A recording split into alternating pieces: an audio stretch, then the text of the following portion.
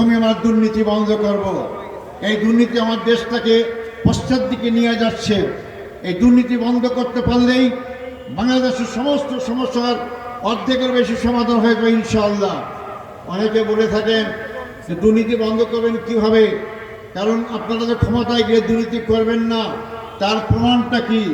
সংগ্রামী ভাই বন্ধুগণ, আপনার পিছিয়ে ফিরে যান 2001 সাল থেকে 2006 সাল পর্যন্ত 4 দলীয় জোট বেগমদের নেতৃত্বে ক্ষমতায় ছিল। বাংলাদেশ জামাত ইসলামীর পক্ষ থেকে 2 জন মন্ত্রী ছিলেন।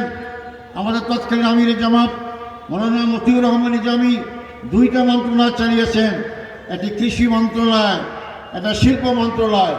আমাদের পার্টির সেক্রেটারি জেনারেল আলী হাসান মোহাম্মদ মুজাহিদ উনি একটি মন্ত্রণালয় চালিয়েছিলেন, সমাজ কল্যাণ মন্ত্রণালয়। আপনারা জানেন 1971 সালের কল্প কাহিনী তৈরি করে তাদেরকে ফাঁসি দেওয়া হয়েছে।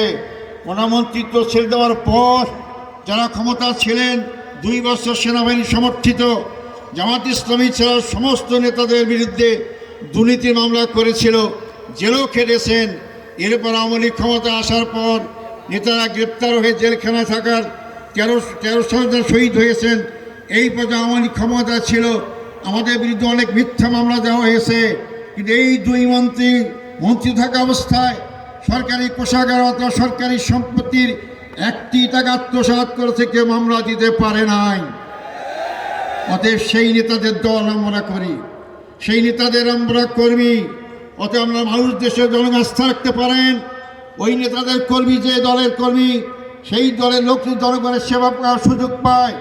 আমরা জনগণ 1 টাকা আত্মসাৎ করব না ইনশাআল্লাহ। আমাদের প্রার্থী, আপনাদের মোবারক হোসেন প্রার্থী, আপনাদের